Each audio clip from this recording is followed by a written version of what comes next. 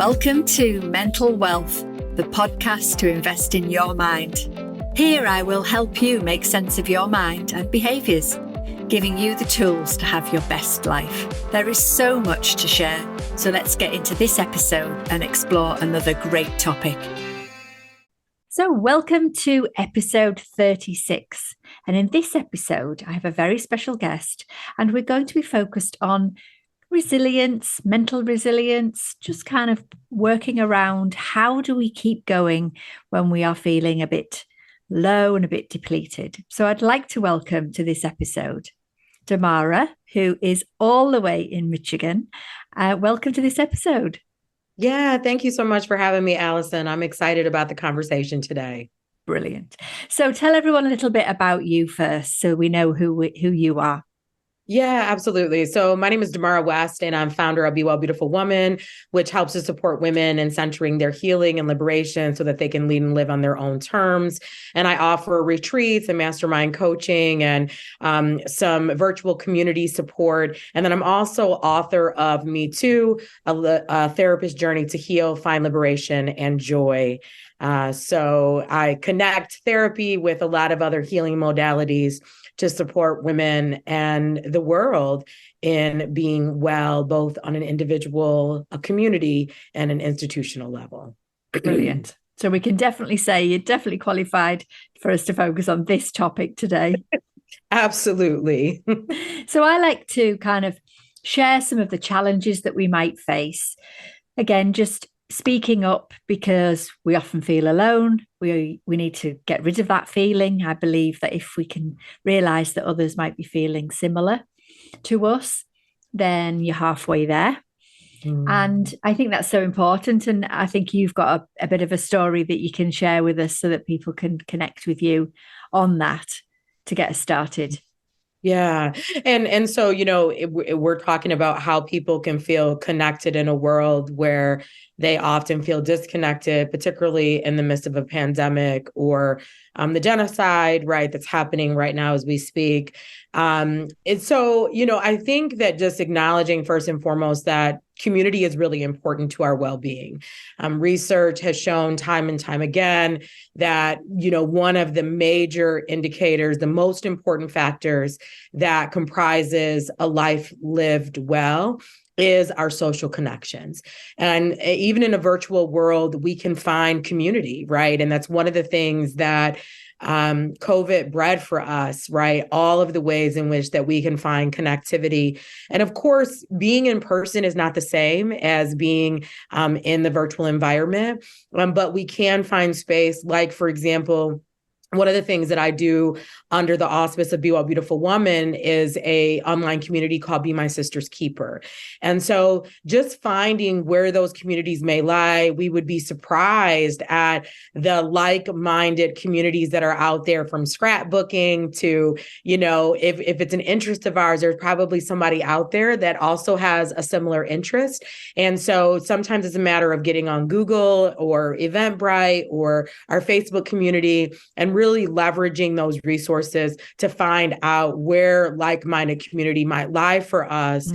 And even when we are in virtual spaces, like, we host many summits. I'm hosting my 9th one since the top of COVID, called the Global Abundance Summit at the end of January. And these are free offerings, free opportunities for people to get together and educate themselves and to evolve in any way that they're choosing to.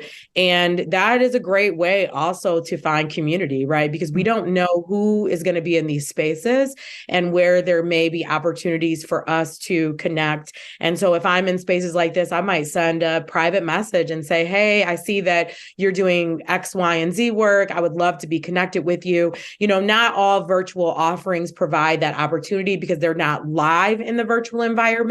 But I'm just emphasizing the myriad of ways that we may find ourselves in alignment with people, which does require ourselves to put ourselves out there, right? I mean, I think that we idealize what it means to be in community, but it takes real work to build relationship. I just read a statistic that said that it takes on average about 280 hours before we can really develop an intimate relationship with someone, the depth by which that it takes to have a relationship really rooted in truth and understanding and acceptance. That takes time and it takes real effort. So we have to first see the value in it and then be willing to do the work to align with it. Brilliant. And I think all of that, obviously, yes, we can talk a little bit about pushing yourself out your comfort zone to actually make that happen. But all of that, wherever those people are, wherever that connection is that we have, you, as you rightly say, we need, I always think of it as the glue to kind of in between all of the things that get us going. But actually, all of that does shout at us that we're not on our own, that we can share experiences, we can share some of this struggle we have to feel strong, to feel resilient, to be able to keep going. Just to hear that somebody else has had a similar experience, I think is something I talk about a lot, because when I speak to my one-to-one clients, so often they will really genuinely think that they're the only ones who are struggling in the way that they're struggling. Yeah. Well, and it's just, that's the fallacy, right? And I think that sometimes sadness, despair there's trickery in that, right? It makes us believe that we're the only person, but I can assure you that there are tons of people out there that have had similar experiences. It doesn't necessarily mean that a similar experience has the same kind of emotional effect, right? Because what we feel is going to be very individualized, and it's complicated and it's multi-layered. And you could have two children living in the exact same household, having the exact same experience, but the way they see it and how they endure it and how they rise or not rise from it is going to be very much individualized. So I don't want to minimize people's emotional response to the triggers that can arise from isolation. But what I do want to invite people into is to really re-explore what does it mean to step out of the realm of being isolated and know that there are people out there that are waiting on us, just like we're waiting on other people. I have this talk and I reference often that people are our number one pathway by which we get our needs and our wants met, that abundance ultimately comes our way. But we have to be willing to put ourselves out there, and we have to be willing to ask for help, to receive the help, to be vulnerable, right? And to take risks, because, when you're talking about relationship building, there is risk in that, right? Like it can be hard to be alone, but it can also be really challenging to build relationship. But there's nothing like being seen and affirmed by someone else. And that is really one of the remedies by which that we heal and that we rise more into our humanity. Yeah, I love that.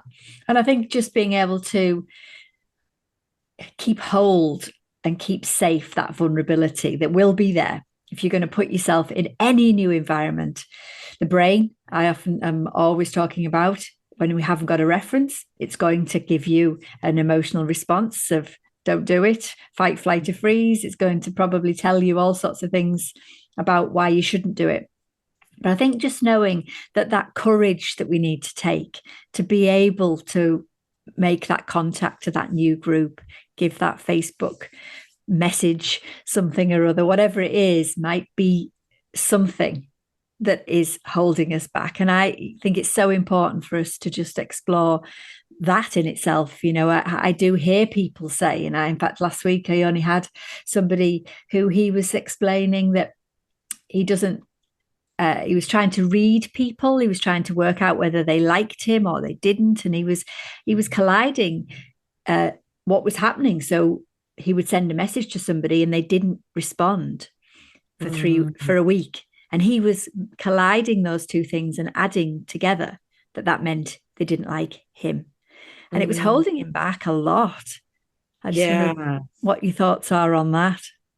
Yeah, I thank you for raising that, because I think that so often the very thing that we long for is the very thing that repels against us, because we can be so desperate for a connection that any sign of rejection can be the affirmation that the world, is a lonely place, right? And it can affirm the very thoughts that we have. So the first thing that I want to say is that we have to be mindful about the thoughts that we have on a regular basis around connection. What do we tell ourselves?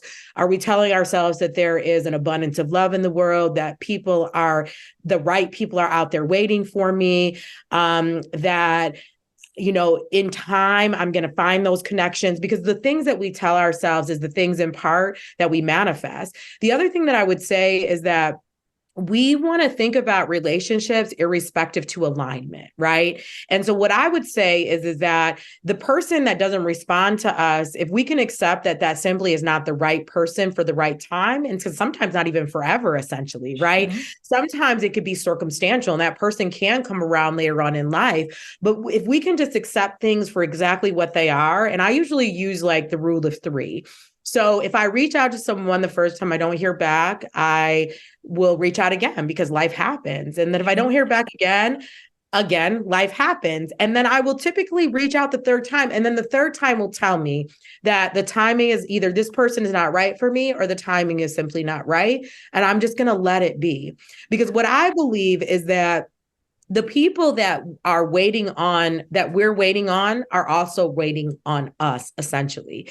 But it does take time to find them. Mm-hmm. And the other thing that I want to say is, something that Brene Brown offers in her work on vulnerability is that the way that vulnerability works is that it's like we're putting our toe in the water, essentially.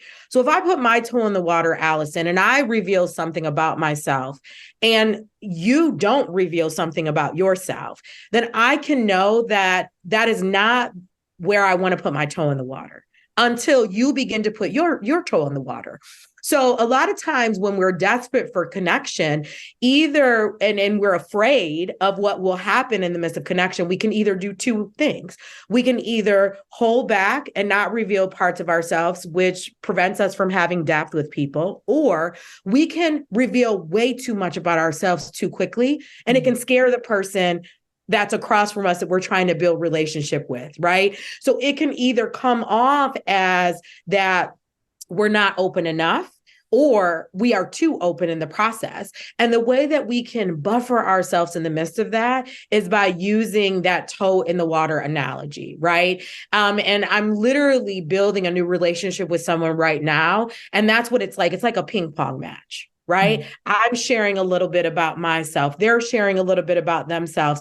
I'm scheduling, right? And then they're scheduling, so that there is this reciprocity, that it begins to exist, this rhythm, if you will, right? A lot of times we can't even get to that space of rhythm because we're too extreme in the midst of building relationships. Yeah, I think so. And I think it's navigating, isn't it? If you are looking for new connections, which obviously we've identified helps us be resilient, helps us get through life.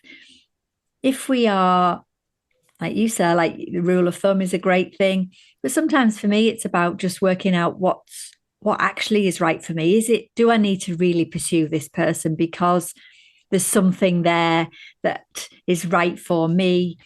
Is it that they're wrong for you because their world is full of something else? There's all these little things that I think we need to navigate. But so often the human brain will make up the answer, but there isn't really an answer. I often say to people, there could be so many reasons why somebody doesn't do something or somebody does do something. And when we get locked into that idea, or we've made up in our minds what that analogy is or what that scenario is, we get ourselves into all sorts of troubles. And I think for me, it is about choices. It's about making sure that we make a good choice for ourselves, not put ourselves in situations that are unhealthy, but equally putting ourselves forward. Sometimes, I know I've got some friendships that you might feel like you're doing a bit more of the hard work, or it might be that they might be chasing you a little bit more, but it's about choices, isn't it? It's about being able to make a good choice for yourself and not put yourself in something that is unhealthy. Yeah. And there's a couple of things I want to reflect back about what you shared. I mean, defining who the kind of friend that we want to be, how we want to show up in relationships is really critical. And how we want people to also show up in relationship, right? Because this is where good boundaries are put into place for ourselves. Because really the only way that people know how to treat us is the boundaries by which we enact in respective to that relationship. The other thing that's critical is about placements, right? My mother used to say to me that, first and foremost, people come in our lives for reasons, seasons, and lifetimes, and most people aren't actually here to stay. They're here to serve as our spiritual teacher, or you're here to serve as theirs, or vice versa. Sure. And that even the people that are meant to stay, there's placements irrespective to who they are. Like, so often in relationships, we want people to be everything to us, but that's not actually how relationships work. And if we can really meet people exactly where they are, I have a friend, for example, who, if I reach out to them, I know that they're going to respond to me. They will always show up. They will always respond. And this is not also somebody that I'm going to break bread with. We're not going to sit down and have dinner. That's not where our placement lies. So I could say, oh, well, this person's not a good friend to me because I can't rely on them to go out and break bread. But actually, they're a very good friend to me. But this is what our relationship is.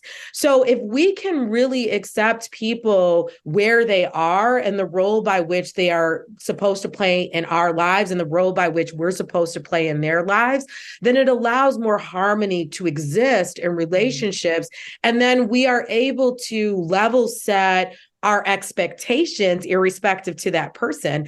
The last thing I want to say, Allison, is that the Four Agreements talks about that we really shouldn't take anything personal, right? So whether a relationship begins or a relationship ends, I think there's learning in all of it, but there's also an acceptance that comes along with the fact that I and I alone am responsible for my actions, and this person is also responsible for their actions. And so no matter how they see us, because in one breath, someone could be celebrating us, singing our praises. And then in the next breath, they could actually be writing us off and saying we are the worst person on the planet, right? And so it's so important for us to be at home with the truth of who we are so that we don't allow the perspectives of others, whether they invite us in or they not, or they don't, or they see us in a way that's not true, that actually deters us from knowing the truth of who we are. I love that. And I love the fact you've highlighted one of the biggest challenges that we face as humans is that we take things personally when it's actually somebody else's behavior, somebody else's reality, and it's not actually connected. And it's interesting that you say that, because the person who I was just referring to before, who I hope will listen to this podcast, that was what he did. Every single action that these new friends that he was making was doing, he took as personal to him, and it left him feeling very unsafe to then be able to try again or try somebody different. And then he obviously feels like he's not, then people don't like him, people aren't interested in him, and of course it's not that at all. Yeah. Well, and the therapist in me knows that what this person is probably struggling from, and this is the case for adults, right? Because at one time adults were children. He is trying to repair whatever was broken from his childhood, irrespective to relationship, irrespective to him feeling worthy and validated. And so this is why validation and worthiness has to be an intrinsic locus of control, right? We have to know for certain that we're worthy in spite of the way that people in our lives have harmed us, in spite of the way that maybe parents didn't care for us, didn't nurture us, right? And so, even though we might be thinking, well, that was the past, that was like, he was a kid. Well, whatever doesn't get repaired, we just carry it into adulthood, right? Yep. And so, my hope is, as you said, that they are listening and they can hear the words that they are worthy simply because they are here on the planet, and they're worthy of love and they're worthy of connection. And as they do the work to heal themselves, they will find that they will be able to attract that place, because we can't attract more than what we feel worthy of. And even if we attract it and if it comes into our life, we can't sustain it, right? Yeah. Because the only thing that is self-sustaining is what comes from within and permeates out. Brilliant. I love that. And I think it is really important that we've touched on these things, particularly for me when I do hear, and I think you do too, a lot of people who are finding themselves, we talked about being lonely or just not feeling like they're fitting in. And actually, some of the reasons behind that are totally outside of ourselves. And some of the reasons for that are that internal work that we need to do. And I think, people will do strange things. People don't behave the way that you might. I mean, I think that was something else that we talked about in our session last week. And I know it'll speak to other people, is we might have a way that we want to do friendships, but not everybody will do that. Mm-hmm. And I think you touched on it, didn't you? There's an expectation then that others will do the same. So then you're instantly disappointed. You instantly feel it's a personal attack. And actually, they're doing it differently. Yeah, yeah. Well, and what you've just raised, Allison, is also this invitation for us to consistently be in our power, right? And to know that we can't really control the movement of other people. Even when we set boundaries up, we're inviting people in to meet us irrespective to the boundary. But let's say they don't meet us. Then we get to decide, right? What are we going to do from this place of this person not being able to fulfill this request that we have of them, right? And again, it's not personal. So when we decide that we're going to let relationships go because they're not rising to the level that we expect of them, that's also not personal. And what we're inviting in then is the alignment, right? Because the more that we say yes to things that we don't want simply because we want connection, right? Or the more that we are desperate in the midst of longing for connection that people actually run from because they can feel that level of desperation. So, and you just said it, right? We have to know at any point in time, what is this about? Where is the lesson in this for me? What am I being called to rise into? What needs to heal in me so that I can create the connections that I really long for? Because people will do all kinds of things to be seen and to be heard and to be supported, right? We have a biological need to be a part of community, to be connected to other humans. And yet, if there is something lacking in us that's preventing us from doing just that, then the invitation for us is to heal in that so that we can have these connections that we are truly, truly worthy of. I love that. I think it's so good to hear you say that too. It probably reassures those of us in the UK that it's just the same over in America, all over the world. Yeah, sometimes we have this idea that, Americans have got it all sorted and us people in the UK haven't. And it's just so healthy to hear you sharing your experience as well. I think that is a good reminder. And as you say, it's multifaceted, isn't it? When we're looking at connections, we're looking at how do we get them? We're looking at what is it that we need?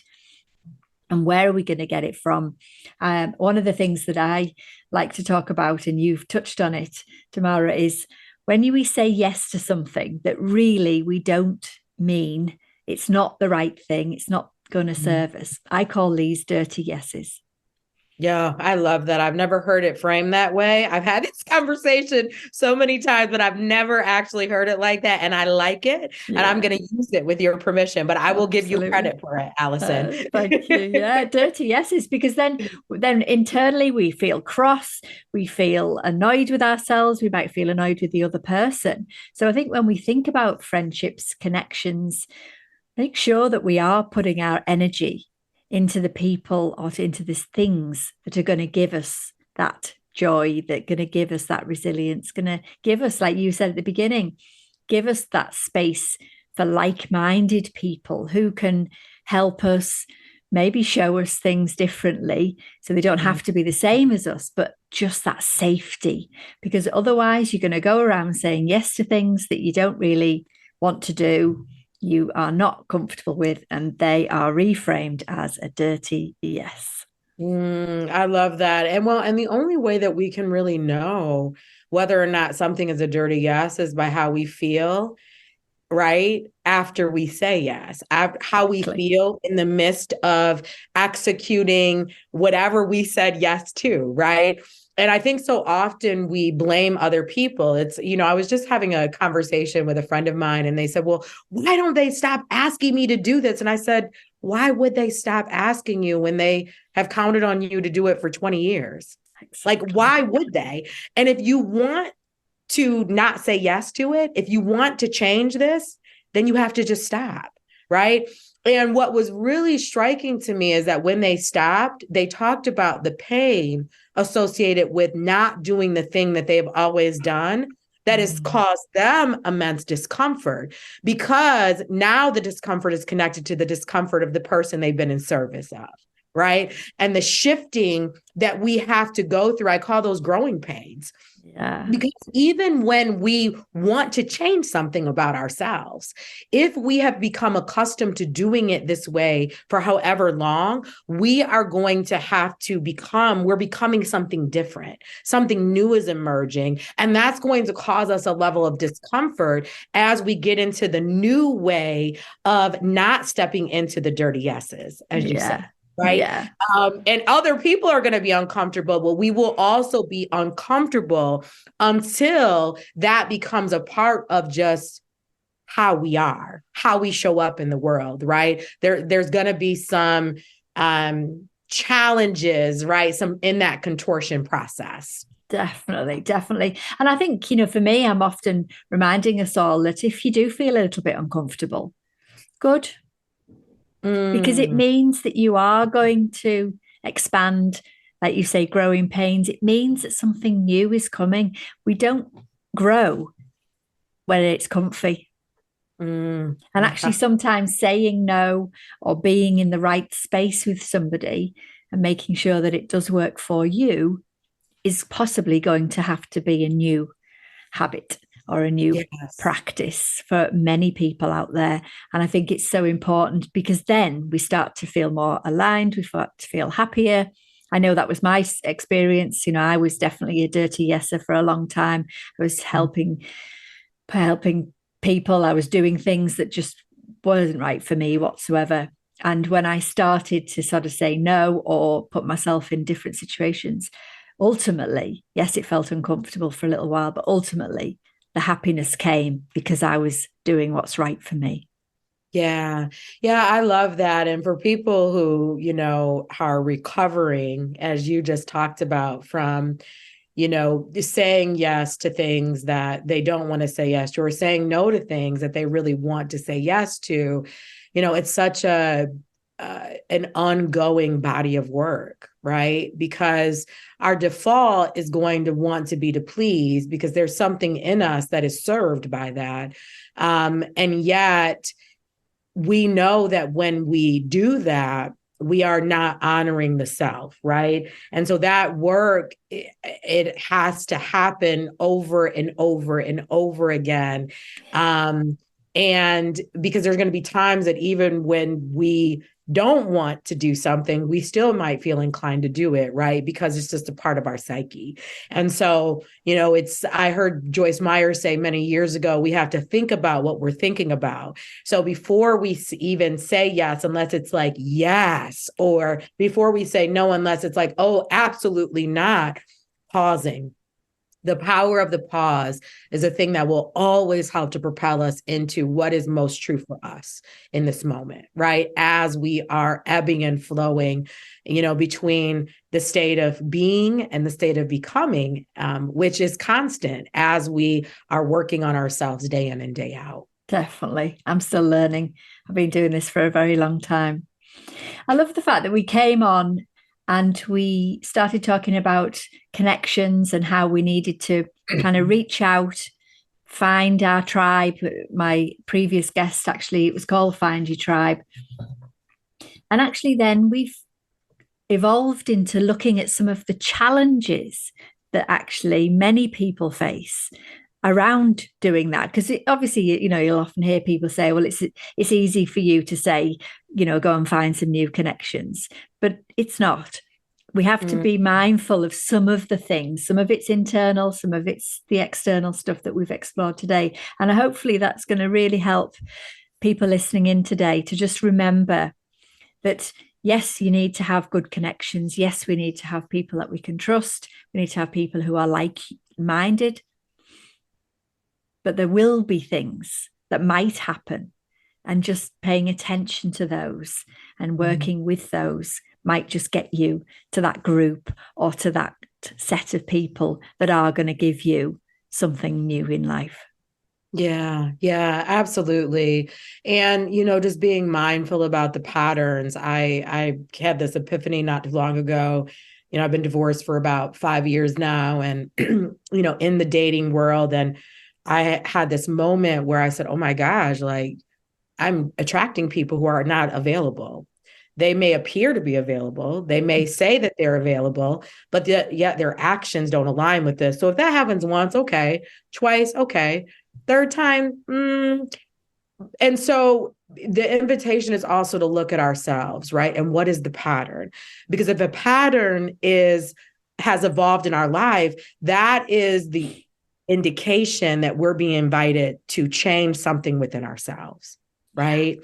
And so if we can always look at within and say, okay, what is this teaching me? What am I discovering? And we've got to be able to slow down enough, right? To know, okay, I want this, and yet this is what is appearing in my life. So then how can I change that, right? What work is in me that's going to help to get me to this place of connection that I long for and that I so desperately deserve? Brilliant. I love that. I feel like that's another episode on patterns, but maybe we could have you back and you could come and share that I'd love that. Oh, thank you so much for your time today. I know how busy you are. We've put all of your links into the show notes so everyone can look you up if they wish. But I really appreciate you coming and giving us your wisdom and your kindness today. Oh my goodness. Well, it was such a pleasure, Allison. I'm glad that we talked about all the things that we did. It was a beautiful conversation. And my hope is that folks feel inspired and they've got some practical things that they can do to continue to put their toe in the water and build connections. I love that. Thank you so much. Thank you for listening and sharing in this episode of Mental Wealth. Remember, you can subscribe wherever you get your podcast. My last question to you is, what is the one small thing that you can take action on from this episode? Message me on Instagram or through our website with questions you'd like me to explore. You'll find the links in the show notes. I'll be back with more tools and tips to make sense of your mind in the next episode. In the meantime, be kind to yourself. Bye for now.